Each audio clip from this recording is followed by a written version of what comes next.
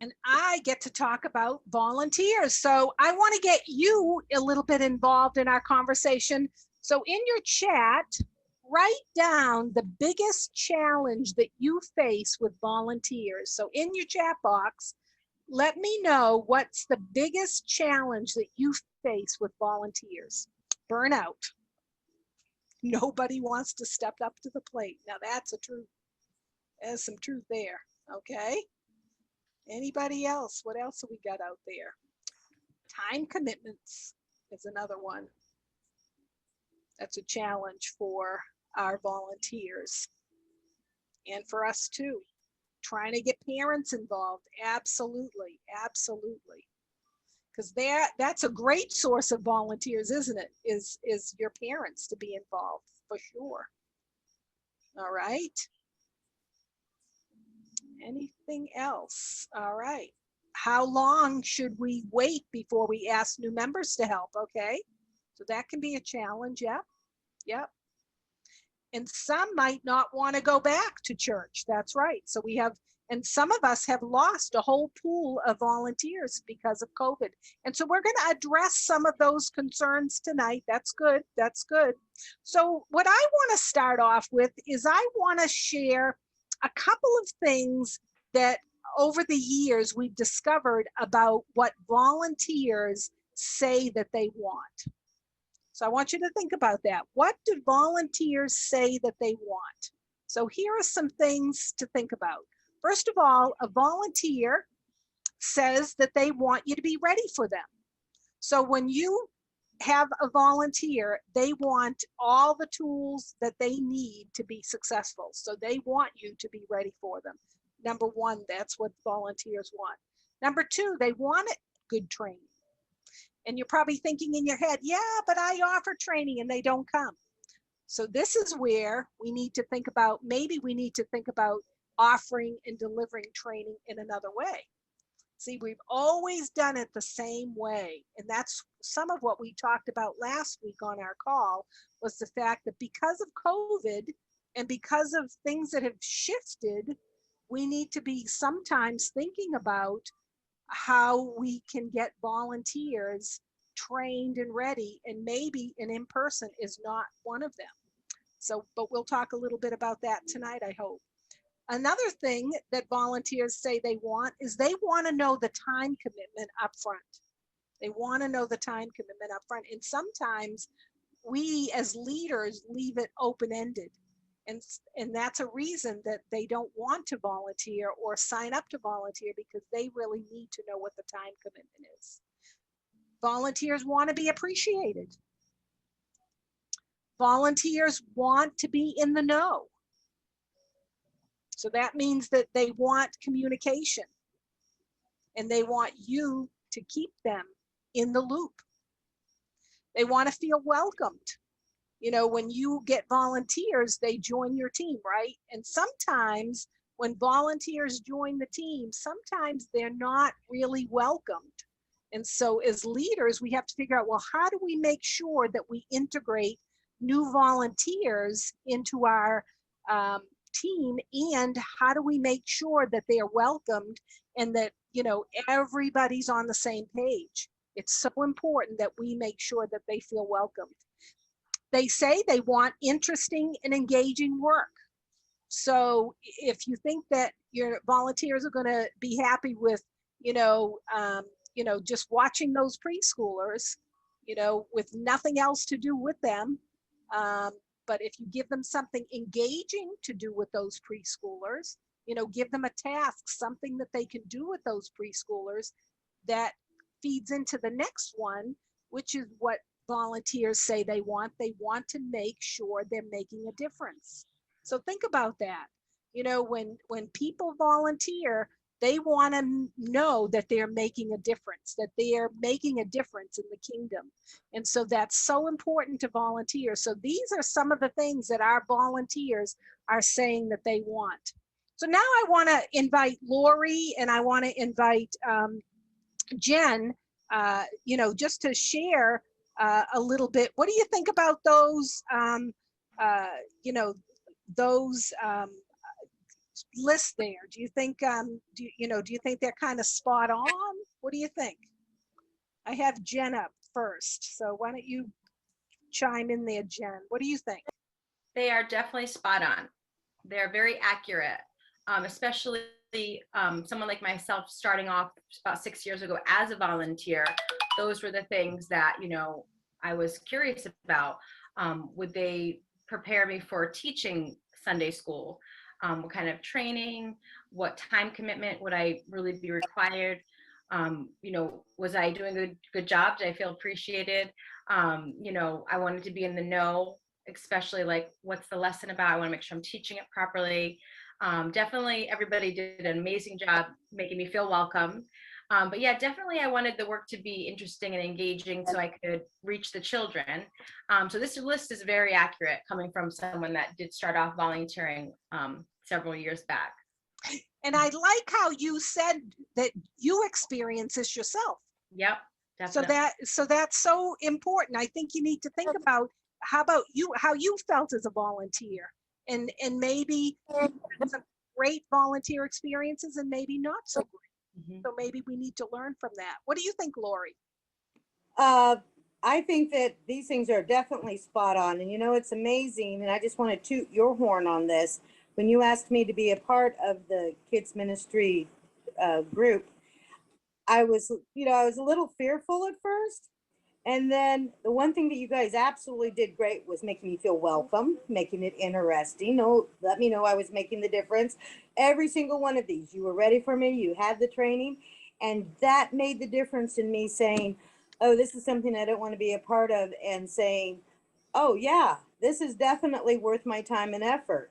And it is really one of those things. And I guess for all of us, this to have this like posted next to your desk or something when you go to ask somebody to volunteer makes you remember these are the things I need to highlight for them, because we've all probably been in a situation where somebody has said, hey, will you volunteer to do this? And then they like disappear and you just become a babysitter, like you said, in the nursery or or in a Sunday school classroom, or they did the program and just dumped it on you, and now you've got to try to figure out what to do with it during the day.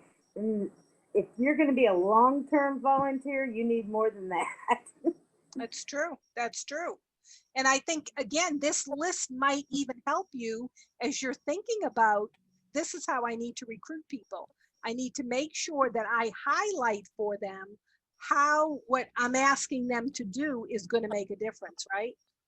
Absolutely. So important, so important. And that, do you have something else that you want to add there, Jen? I think so. Okay, go ahead. I just want to say, just like I was kind of referencing before, just personal experience, just really making the person feel welcome, excited that they're going to join this amazing, team, whether it be Sunday school or event coordinating or whatever your church needs volunteers for.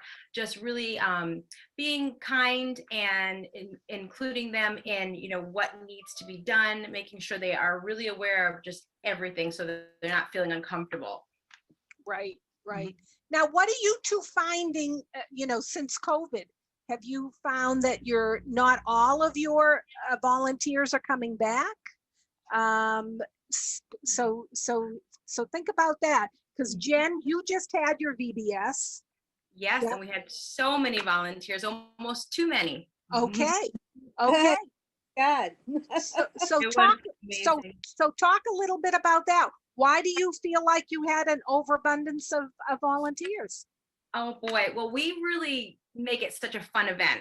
We set up a really nice sign-up table, balloons, come and volunteer during VBS. It's going to be amazing. We have a sheet for, anything that's needed. Do we need you to run games, snacks, teach, music? You can, the volunteer could go over, look at the table, see what they're interested in. And then myself or another VBS director would be kind of nearby, encouraging them like, okay, it's just 1 week, 3 hours a day. It's going to be a lot of fun. We just really want them to be excited because we're awfully excited about it. And we got over 30 volunteers, and everyone had the most amazing week. And being the VBS director, I made sure that every one of them knew how thankful and grateful I was that they dedicated that whole week to VBS. And that goes a long way. That Yeah. really, your excitement goes a long way with getting volunteers. It really truly does. Yeah, It might have been goes a too long- excited, but but it worked. We were very excited and we had so much fun. It was the best week. Right. And I think, and somebody asked or made a comment, you know, in the questions about the fact that maybe we need to think about the fact that offering volunteers, you know, thing to do for one day, or if they can't come for, you know, the whole week, we could have them do something at home prior to the event. So We had a few people that only could help Monday and Tuesday, and that was wonderful. We were so grateful for that. We made sure they knew that we were beyond thankful that they could dedicate their time. And yeah, even if it's just one day or 2 days Yeah. for like a VBS event, that's wonderful. good. How about you, Lori? What- Well, we're ramping up like mad for VBS. Is going to start in 2.5 weeks. Right. And so in our church, it's a little different. Most of our members, our volunteers from last year, all transferred away. Oh, okay. So that's why I was asking that question. How soon is too soon to ask people that are coming to church, members, or just because they're only here for a year, not going to be a member, but they'll be faithful. How quickly can we ask them these things? Because we have the Brazilian church too. And so we reached out to the Brazilian church. And so we're going to have an overabundance of volunteers for everything. And so we'll find something for everybody to do. But in our church, everybody that's been doing VBS is still doing VBS. And this year I told them, I said, I'm not putting anybody down for any particular class. So now is your time. So if you want to change Right. what you've been doing, let me know. And they went, no, we're quite happy with where we are. And got the youth helping us. So Yeah. I was rather surprised that in the space of 72 hours, we went from having only 2 people's names in the boxes to a plethora of people. And so Good. God That's always good. awesome. Yeah. Well, and I think, you know, going to you, thinking about your question just for a second, because that is a good, you know, how quick do you ask people who've just been coming? And I think that your Vacation Bible School, you said it's going to be outdoors. So you're going to have lots of people with eyes and ears all around. They're not going to probably be alone with children. So I would still say you want to make sure that everybody gets background checked in one shape or form. And you may decide that the only people that can be teachers have to be members of your church. So that usually is something that is a requirement. But usually for assistants and people helping with snacks, you know, you just kind of open it up to everybody and just make sure that they're background checked. Oh yeah, absolutely. Everybody has to do a new background check every year, regardless of how long I've known them.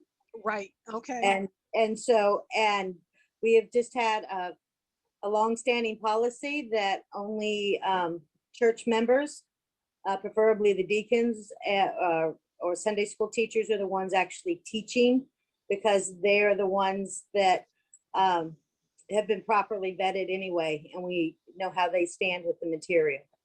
Right.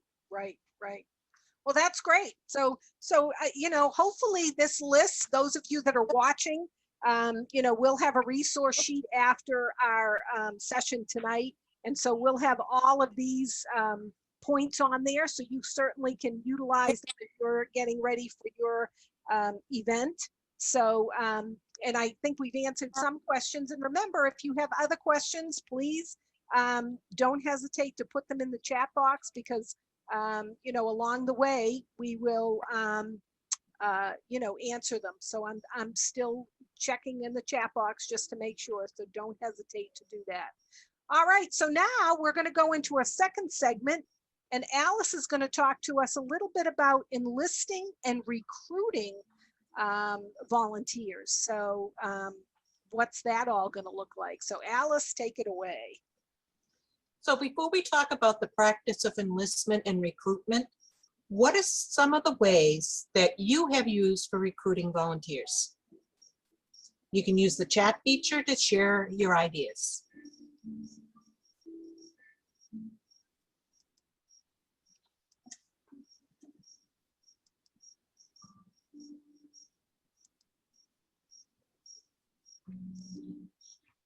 Some examples we could use is the bulletin, or making announcements on Sundays, or flyers, possibly word of mouth, or one-on-one. And certainly the one-on-one is the best way for us to recruit. All right, we have someone that says, someone you already know. Very good.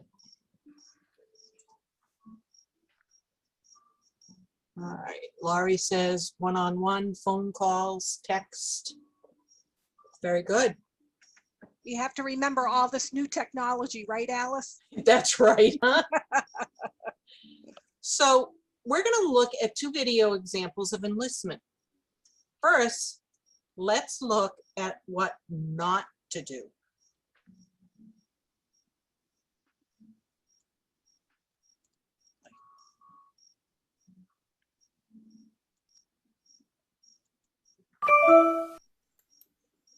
So listen, I put you up for VBS and doing the music. Wait, you did Yeah. what? Yeah, so I got you down. We discussed this a while back, you know, and I know it's like Vacation Bible School, worship and dancing. You got this. Don't worry, okay? I'll send you the stuff and we'll talk later, okay? What? Great, When thank did you. we talk about this? All right, so that was extremely short, and I hope gave you some ideas of what not to do when enlisting volunteers. So I want you to use your chat box and give me some feedback about what went wrong in the video. Laurie says, ouch. And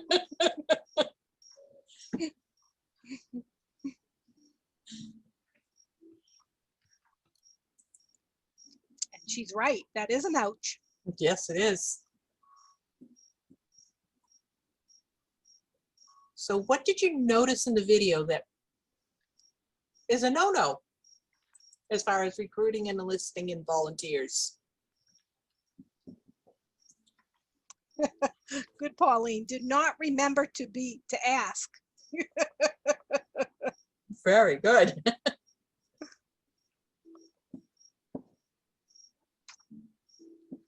Not giving her any details. Very good, Jen. Just because you mentioned it passing months ago doesn't mean they were actually volunteering.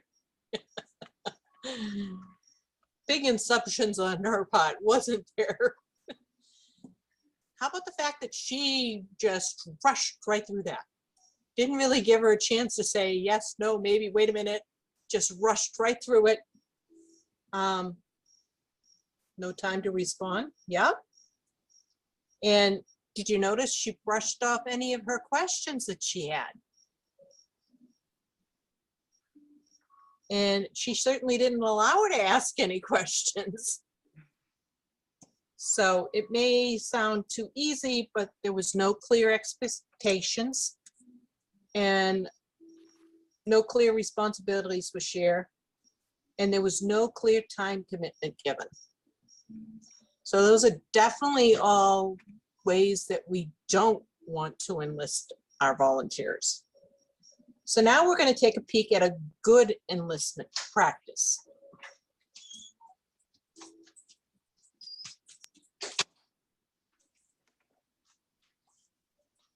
Hey, Kristen, thanks so much for taking the time to stop in today. No problem. I wanted to talk to you about a potential opportunity where you could serve and help the church, and I was wondering if you'd be interested in potentially working on the worship team, or maybe the technology part, you know, the production, how to get the music out.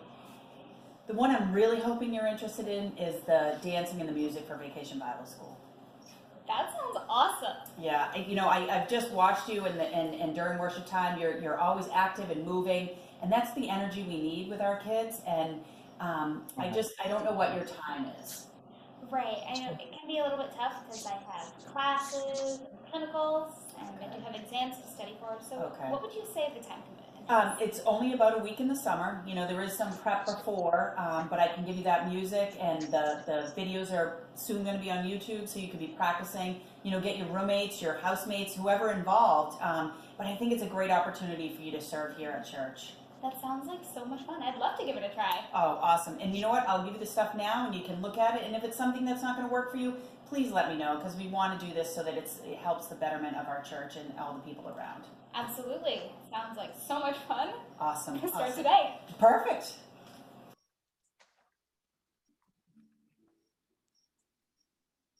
All right, so how about the second video? What were some of the good things that the video illustrated in terms of enlistment? You want to share those with us in your chat box now? Giving the volunteer choices. Yes, definitely.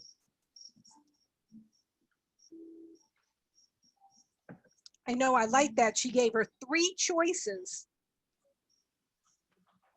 Yeah, and detailed information was another one that came up. Complimenting her skills. All great ideas, guys. She listed a few things. There was a discussion and pointed out what she saw. So certainly reinforcing what she feels the volunteer can really get into. So it was a relaxed, intentional atmosphere, and the person asking was prepared. As we said, they gave volunteers choices, explained why a particular role was being offered, highlighted the volunteers' gifts and passions. And she was sensitive to the volunteers' potential time commitments. The leader had materials available that the volunteer would need, and the leader told the volunteer how she would make a difference.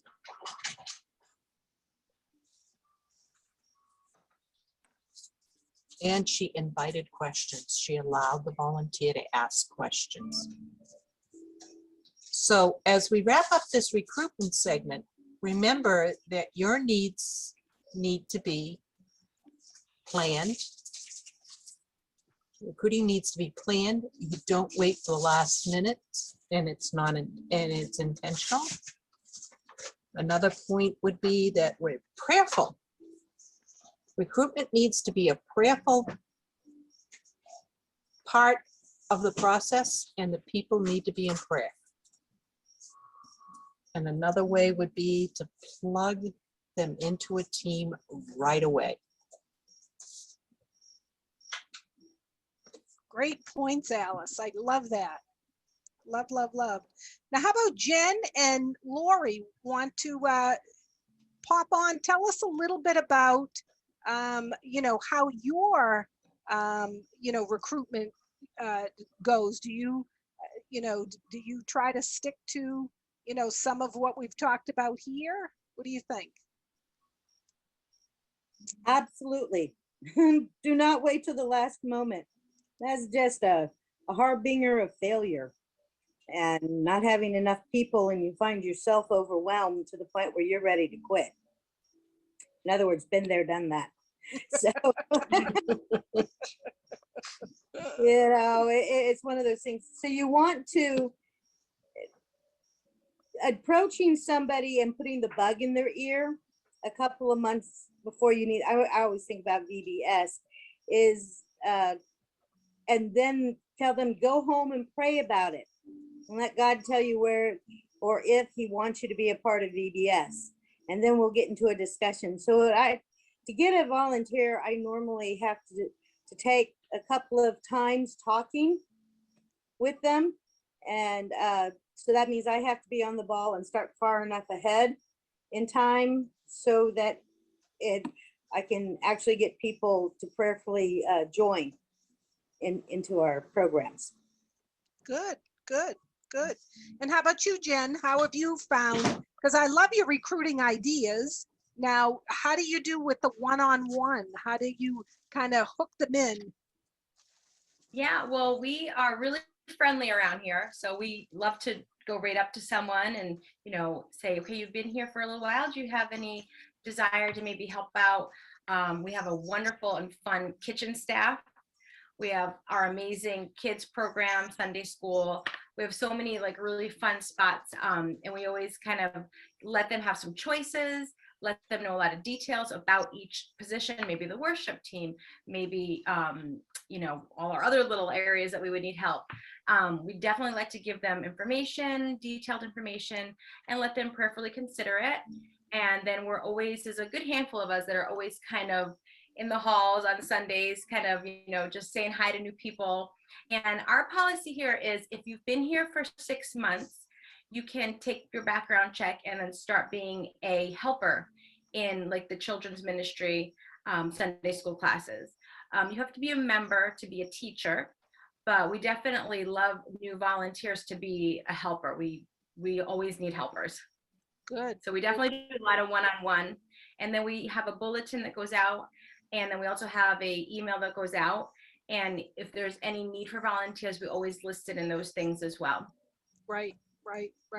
So it's always good to utilize all the other ways that you would enlist, the bulletins, I love Lori's, the texts and, the phone calls and all of that. But as Alice pointed out, the best way, of course, is this one-on-one. And I like how you underscored, Jen, too, that, you have extra support for them. Lori, you said the same thing. You want to make sure that your volunteers know that they're not going to be left in the lurch and finding anything.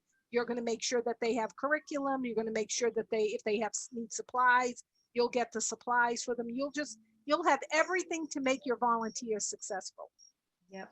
That's what we do. We make sure they have the curriculum weeks and weeks in advance. Right. When they do come in, say they're doing a Sunday school, that morning their craft is there, their supplies are there, their snack is there. They literally just have to show up, and there's no guesswork to make them feel stressed out or uncomfortable. So we definitely try to prepare them for, their class ahead of time. And we have a really amazing children's ministry leader that is my co-leader, Julia. You probably met her. She's super organized, so she has curriculum ready for September already. So people, that are teaching can get that and really study and be prepared when they come to teach, and everything else will be ready for them. Good. And something else I like what you just said, Jen, is you have a partner. So you and Julia work together. Yep. We actually have 3 of us, me, okay, Julia, and Jackie. So we all try to make sure that everything gets done, because we do have a good amount of volunteers. And our schedule is set up where you only have to do 2 Sundays in a row, and then you get about 6 weeks off, 6 to 8 weeks off, and then you're back again for 2 Sundays in a row. So good. Yeah, before it was a little different when we didn't have so many people, but right now we have a good amount of volunteers. Right. And you have to be creative, right, Lori? You need to be creative when you're utilizing your volunteers, right? To say the very least. I'm a person that likes to joke a lot. Yeah. And so I try to keep them, start off by making something funny out of something that's going on, and they go, oh, and by the way, and just segue right into the question. But when somebody is going to volunteer, and I'm going to say, so not so much BBS, but kitchen help. Right. Kitchen help is one of those things that there was a period for about 2 years where I just did it all. Right. And then one of the other ladies goes, you know what? I never see you upstairs except to play the piano. So why don't you come up with a list, and that way we can all share in the fun of being in the kitchen every Sunday for fellowship. And I was like, why didn't I think of that? Because I was too afraid to ask for help. And I think sometimes when you're in charge of programs that you feel bad about asking for help. And it turns out it was the highlight of everybody else's life, was to be able to come in and share all of their cooking and stuff pre-COVID. Right. That's So, right. but it is, and so my job never changed. I'm still in charge of the kitchen, but now all I have to do is making sure that all of the supplies are there, and Good. that they have clean towels and stuff to wash up afterwards. So Yeah, yeah. And you yeah, guys, both you and Jen, have such a bubbly personality that your people, and really that's part of it too, is your people persons. You know, there are people out there that are so shy and that's just not their gift. And what I would say to you is find a person who is a people person and get them on your team so that they're out there. I hate to say trolling the hallways, but you're out there looking for people all the time. I mean, you're looking for potential volunteers all the time. And I think you need to have your antennas up all the time, looking for potential volunteers. yeah. And as soon as you get a potential volunteer, somebody whispers in your ear, "Hey, did you know that so and so has this talent or whatever from Right.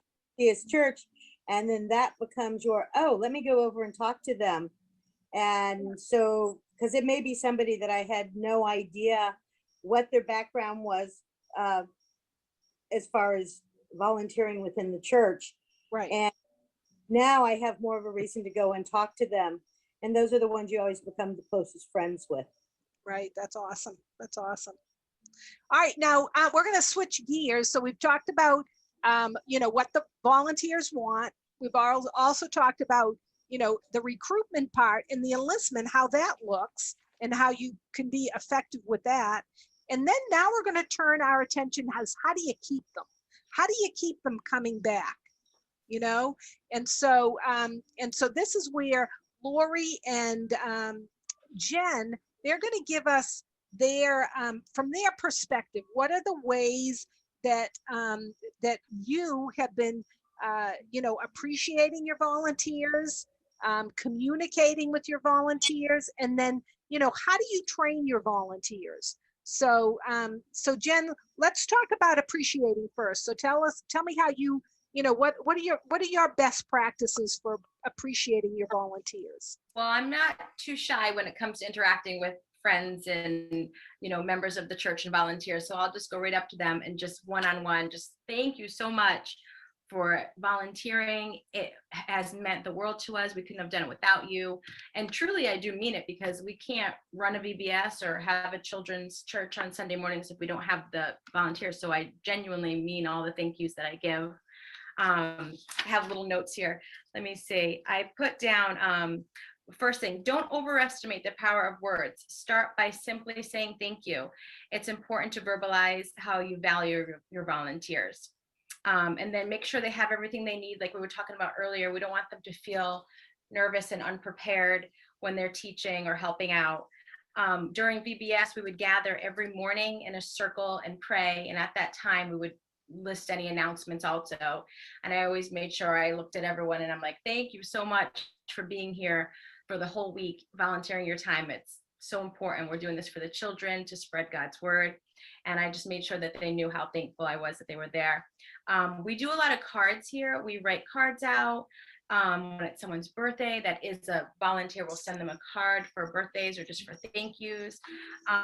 We'll give meaningful gifts that you don't have to spend a fortune on, but if there's someone that has really gone above and beyond, maybe they'll get a little gift card. Let's see. Oh, we have a really cool feature on one of our bulletin boards. It's called the About Me board.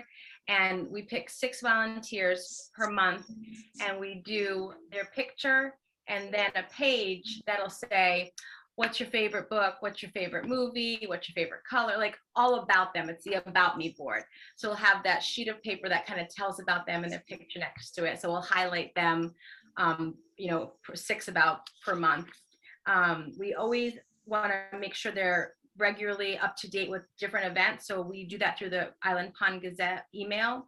So if there's a need for volunteers in other spaces, they know that they can come to us and say I'm available to volunteer. We like to provide food, and definitely during VBS, we make sure that they know how grateful we are with all our sweet treats that we put together in the snack room for all the volunteers for that week. They eat really well. We have a couple of amazing volunteers that make homemade all kinds of delicious breakfast foods and really make that snack room a lot of fun for the volunteers. So yeah, we're really good at providing food for them when they're working. And we do some awards at like the end of the week at VBS. I think you were here when I was passing out some awards. I have a sample here. We make certificates with everyone's name, and it'll say things like, thanks for helping the kids unearth the truth about Jesus, because we had Destination Dig for our theme. And then I'll make funny little things that say, your help with VBS meant a lot to me, and I'll give them Mentos. Or I'll do your help at VBS was a lifesaver, and I was throwing lifesavers at everyone just to make them feel so appreciated and have a good time while we're doing it. And then I do little booklets that I put together. Thank you volunteers, couldn't do it without you. This was a booklet that we made for VBS, and just making sure that we really let them know how much they are appreciated, because they truly are. We couldn't get any of these events done without the volunteers. Yeah, and they're going to remember that and come back for that, huh? Yeah, there's so, and I've been the VBS director for, I don't know, 3-4 years, and we have almost the same group each year, and now we have even more of some of the newer people, and it's so much fun. Yeah, it is. It is. How about you, Lori? What are some of the things you do? You probably do some of those Well, things. I can't follow up on that. I'm just sitting here falling down, not on my page. You're just soaking it in. Soaking it in. My only thing that I do is that because of where I am on Sunday mornings, up on next to the pulpit anyway, is I get up and I will acknowledge Right. my workers out loud and ask for the pastor or somebody to bless our workers before and thank them and pray over them afterwards. Mm-hmm. I'm the one that generally goes around, and I'm a hugger, so everybody gets big hugs whether they like it or not, including the 20-year-old boys who are God bless those young men. They all graduated from high school. They're off at college. They come back, and I rope them into doing VBS out during recreation, and they really love it when you fawn over them and stuff. So, but it's so important, Lori. I think you underscore a couple things there. The prayer, you had your pastor or somebody from the pulpit pray for them, do a commissioning, so that a commissioning, or however you want to call it. At our church, we commission our VBS workers the Sunday before, and that again, that's another way that they know that you're appreciating them. I mean, it just underscores that whole idea. So Lori, let me ask you, so talk about a little bit about communication, how you communicate with your volunteers. What's your best practices there? We're a texting church. Oh, okay. Yep. So we find that this is our prayer chain is on a text with all except I think 2 of the ladies there. Mm-hmm. And we all have agreements with our husbands that we won't text each other's husbands as long as they pass the message along. It's like, so we're constantly talking through our text messages. Sometimes it's with a big group of 11 people, and sometimes it's just one-on-one, or maybe me to 2 or 3 others or something. Mm-hmm. And in fact, a few minutes ago, I got a phone call from one of my volunteers. I was like, I got to call you back in 30 minutes. But being available, constantly available because of my job, people can call and text me all the time, and I have time to sit and listen. Sometimes it's a matter of just listening to what your volunteers need to unload or for them to request, and I never tell them no. That's a carryover from my Navy days. Never tell them no. I'll always say yes, and then figure out how to make it happen for them, whatever it is, because if they feel like they have ownership of what they're volunteering for, they will stay on forever. And so I will bend over backwards to get them whatever it is that they need. Good. That's great. Yeah. And I think you make the point about, you're a texting church. So, find the best ways that your volunteers receive information and make sure that you, utilize that. I like text okay, but it's not my favorite. But that doesn't mean that I shouldn't be using it if it is somebody else's favorite, right? Yeah, that's it. For me, emails, but not everybody checks their Right. email the way that they will their text. Right. And so it's like, okay, text is the best way to get it out and for people to, reply back with what their ideas are. And that's important, because if somebody will volunteer, but if they don't feel like they have any ownership, doesn't matter how much you thank them for it. Right. Like, yeah, you could have gotten a youth kid to come over here and do some of this. Right. Right. So acknowledging that they're an adult with capabilities is probably one of the most important things that I can do for my volunteers. Right. Good point. How about you, Jen? Anything else to add for communication?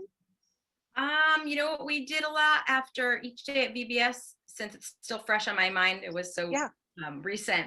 After every shift, at the end of VBS day, I would check with all the teachers and just say, how did everything go? What changes can we make? Anything you need for tomorrow? And some of them really did want to make some pretty significant changes, and it didn't affect anything in a negative way. So I said, sure, you're the teacher. If you want to have things go this way, that's fine. Definitely listening to them and making their request possible. So definitely checking with your volunteers to see if they want to tweak some things, and if it works out, then great. Another thing we do, I don't know if I mentioned it before, we make sure everyone feels welcome. We give them a shirt, we give them a name tag. If they're going to be purchasing anything for, again, referencing VBS, we make sure that they know they can just submit their receipt so they get reimbursed. We don't want anyone to feel like, oh, I went and spent all this money and make them feel in a negative way. So we make sure we let them know we'll provide you with what you need. If you want to buy something, you can submit your receipt. We definitely want to make sure that they know that they're the lifeblood of the church, and without them, the church, volunteer programs wouldn't exist. So they're helping us out. So we want to make sure that they feel comfortable. Good. Can I piggyback off of Jen's real quick? Yep. Jen, I do the same thing. If you got a receipt, turn it in. Mm-hmm. But I found that a lot of people goes, well, I want to make it a donation. And I keep telling them they need to turn the receipt in for two things. If you want to make it a donation, we'll give it to the treasurer, and the treasurer will put it onto your annual giving report. Yeah. And B, it's so important as a VBS director to know what your actual budget should have been. Exactly. Yes.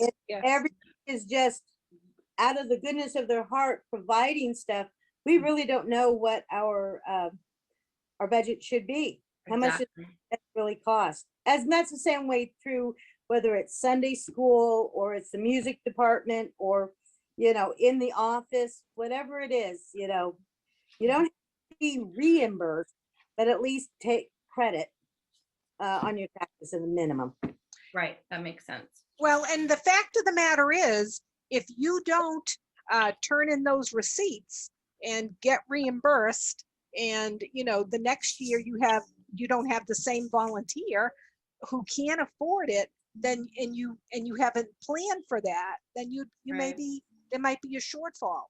Exactly. So, Exactly. So it's so important. And what I say is, let us cut you a check, and then if you want, sign the check back over to the church. Up to you. But at least it gives us a paper trail. Right. Yes. Just a thought there. All right. And then lastly, in this whole idea of retaining is training. So, do you do in person? Has COVID made it a little bit more difficult? So how are you training your volunteers, Jen? In the past, we've had several in-person meetings. We haven't done that in quite a while. So the other children's ministry director, Julia, is putting together something that they can do online. And that would be our new way, hopefully not forever, but for, I think now, just to kind of get some training in. Okay, good. All right. How about you, Lori? What are you going to be doing? We've done a Zoom Okay. meetings. And then yesterday, I realized that all of my key volunteers were there in the fellowship hall after church. And so I said, hey, let's all sit over here. And while we're eating our snacks, let's talk. And that's what we did. We haven't had much time, and I've been gone for 3 weeks and had not planned on that. So a lot of my training stuff didn't occur. But like Jen said, you have pretty much the same people from year to year. Mhm. A lot of people want me to hand stuff to them, and then they come back and ask me questions. But I also point them to these videos that we do Yep. here at CNE level, that take some time, look at the video, see if it makes you think of any questions. And if you have any questions, then we can get the answers to them. Because we're trying to revamp right now the way we do our checkout from VBS, the kids Good. and stuff. So we're all working on it. That's right. That's right. And the other thing too is, over the years, compiling a little booklet. This is our VBS handbook, and Yeah. in every year, may tweak it a little bit, but it's just an ongoing thing you can give to your volunteers, whether you have an in-person meeting, online meeting, Zoom meeting, whatever. But at least everybody has something printed that has some information on it. So I Good. always think that's a good idea. So. All Yes. right.